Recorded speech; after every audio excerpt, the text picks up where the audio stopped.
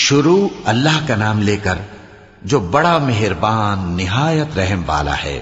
الف لام را، یہ ایک پر نور کتاب ہے، اس کو ہم نے تم پر اس لیے نازل کیا ہے کہ تم لوگوں کو اندھیروں سے نکال کر روشنی کی طرف لے جاؤ، یعنی ان کے پروردگار کے حکم سے عزت والے خوبیوں والے مالک کے راستے کی طرف، یعنی اس اللہ کے راستے کی طرف کہ جو کچھ آسمانوں اور زمین میں ہے سب اسی کا ہے، اور ان کافروں کے لیے عذاب شدید کی وجہ سے تباہی اور بربادی مقدر ہے، جو آخرت کے مقابلے میں دنیاوی زندگی کو پسند کرتے اور لوگوں کو اللہ کے راستے سے روکتے اور اس میں کجی چاہتے ہیں۔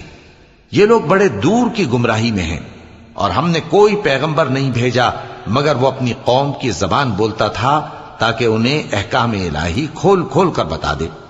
پھر اللہ جسے چاہتا ہے گمراہ رہنے دیتا ہے اور جسے چاہتا ہے ہدایت دیتا ہے، اور وہ غالب ہے، حکمت والا ہے۔ اور ہم نے موسیٰ کو اپنی نشانیاں دے کر بھیجا کہ اپنی قوم کو تاریکیوں سے نکال کر روشنی میں لے جاؤ اور ان کو اللہ کے دن یاد دلاؤ، اور اس میں ان لوگوں کے لیے جو صابر و شاکر ہیں نشانیاں ہیں۔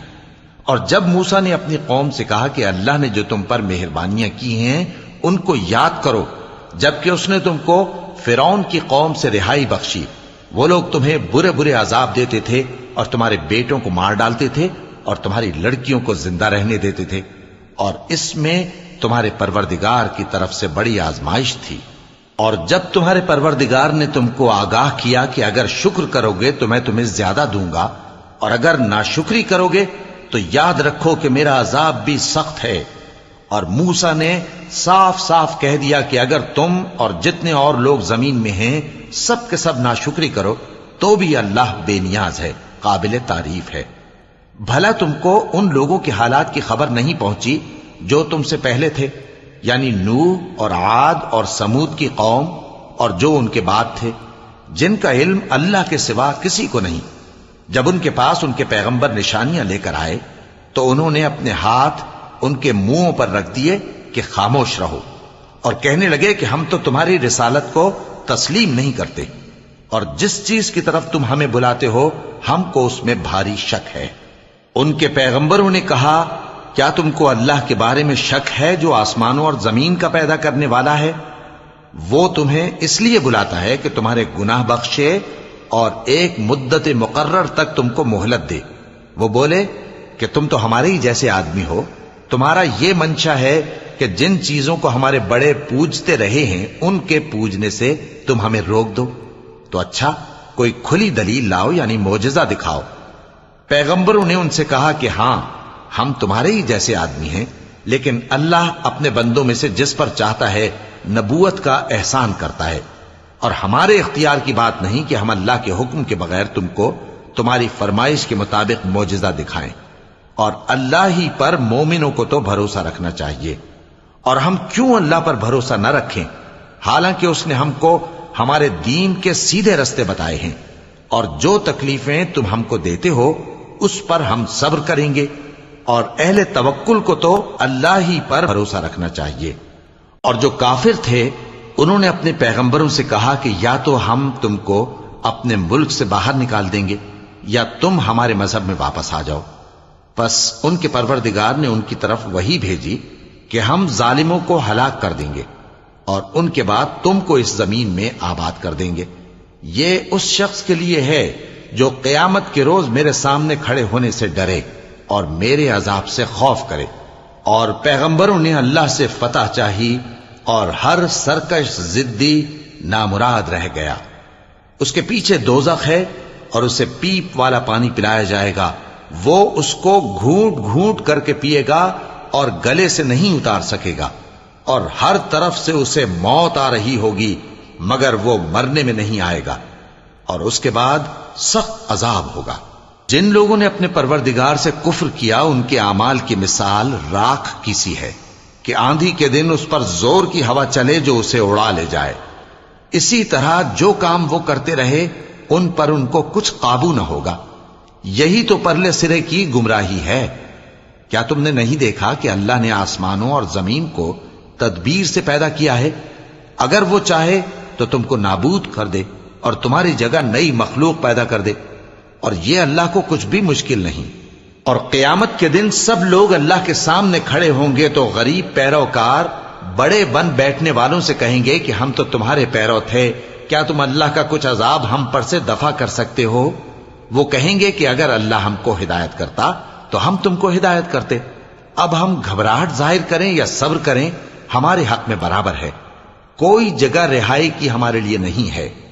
اور جب حساب کتاب کا کام فیصل ہو چکے گا تو شیطان کہے گا جو وعدہ اللہ نے تم سے کیا تھا وہ تو سچا تھا، اور جو وعدہ میں نے تم سے کیا تھا وہ جھوٹا تھا، اور میرا تم پر کسی طرح کا زور نہیں تھا۔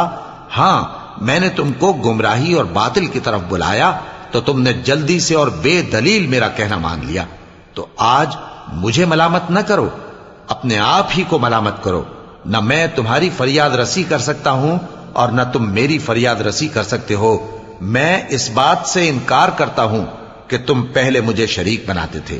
بے شک جو ظالم ہیں ان کے لیے درد دینے والا عذاب ہے۔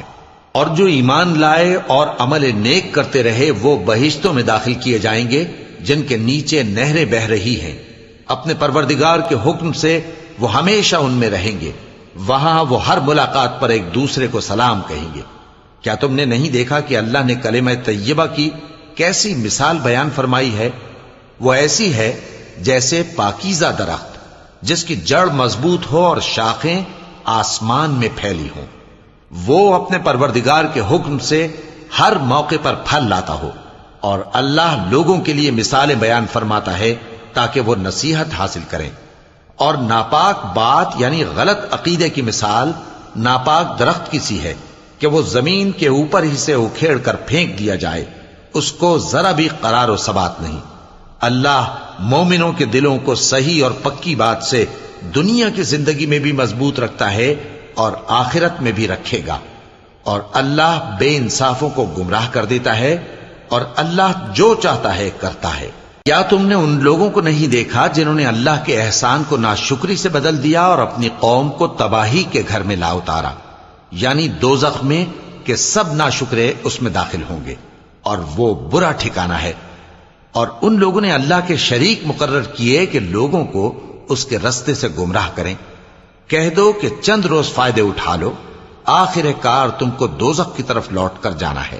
اے پیغمبر، میرے مومن بندوں سے کہہ دو کہ نماز پڑھا کریں، اور اس دن کے آنے سے پیشتر جس میں نہ اعمال کا سودا ہوگا اور نہ دوستی کام آئے گی، ہمارے دیے ہوئے مال میں سے پوشیدہ اور علانیہ خرچ کرتے رہیں۔ اللہ ہی تو ہے جس نے آسمانوں اور زمین کو پیدا کیا اور آسمان سے مے برسایا، پھر اس سے تمہارے کھانے کے لیے پھل پیدا کیے اور کشتیوں اور جہازوں کو تمہارے زیر فرمان کیا تاکہ وہ سمندر میں اس کے حکم سے چلیں، اور نہروں کو بھی تمہارے زیر فرمان کیا، اور سورج اور چاند کو تمہارے لیے کام میں لگا دیا کہ دونوں دن رات ایک ڈگر پر چل رہے ہیں، اور رات اور دن کو بھی تمہاری خاطر کام میں لگا دیا، اور جو کچھ تم نے مانگا سب میں سے تم کو عنایت کیا۔ اور اگر اللہ کے احسان گننے لگو تو شمار نہ کر سکو، مگر لوگ نعمتوں کا شکر نہیں کرتے۔ کچھ شک نہیں کہ انسان بڑا بے انصاف ہے، ناشکرا ہے۔ اور جب ابراہیم نے دعا کی کہ اے میرے پروردگار، اس شہر کو لوگوں کے لیے امن کی جگہ بنا دے، اور مجھے اور میری اولاد کو اس بات سے کہ بتوں کی پرستش کرنے لگیں بچائے رکھیو۔ اے پروردگار، انہوں نے بہت سے لوگوں کو گمراہ کیا ہے، سو جس شخص نے میرا کہا مانا وہ میرا ہے، اور جس نے میری نافرمانی کی تو تو بخشنے والا ہے، مہربان ہے۔ اے پروردگار، میں نے اپنی اولاد ایک وادی میں جہاں کھیتی نہیں، تیرے عزت و ادب والے گھر کے پاس لا بسائی ہے۔ اے پروردگار، تاکہ یہ نماز پڑھیں، سو تو لوگوں کے دلوں کو ایسا کر دے کہ ان کی طرف جھکے رہیں، اور ان کو میووں سے روزی دیتے رہنا تاکہ تیرا شکر کریں۔ اے پروردگار، جو بات ہم چھپاتے اور جو ظاہر کرتے ہیں تو سب جانتا ہے، اور اللہ سے کوئی چیز مخفی نہیں، نہ زمین میں نہ آسمان میں۔ اللہ کا شکر ہے جس نے مجھ کو بڑی عمر میں اسماعیل اور اسحاق بخشے، بے شک میرا پروردگار دعا سننے والا ہے۔ اے پروردگار، مجھ کو ایسی توفیق عنایت کر کہ نماز پڑھتا رہوں، اور میری اولاد کو بھی یہ توفیق بخش۔ اے پروردگار، میری دعا قبول فرما۔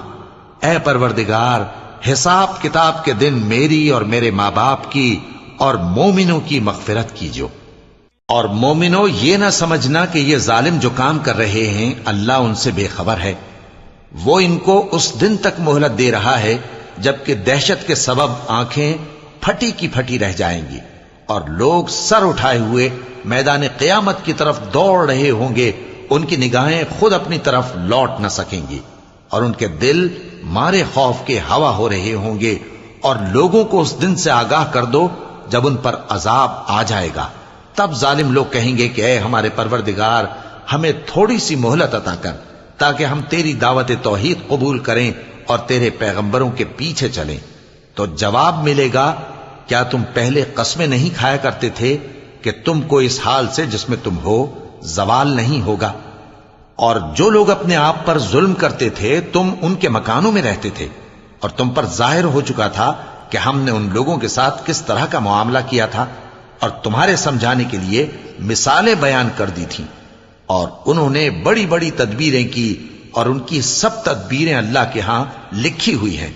گو وہ تدبیریں ایسی غضب کی تھیں کہ ان سے پہاڑ بھی ٹل جائیں۔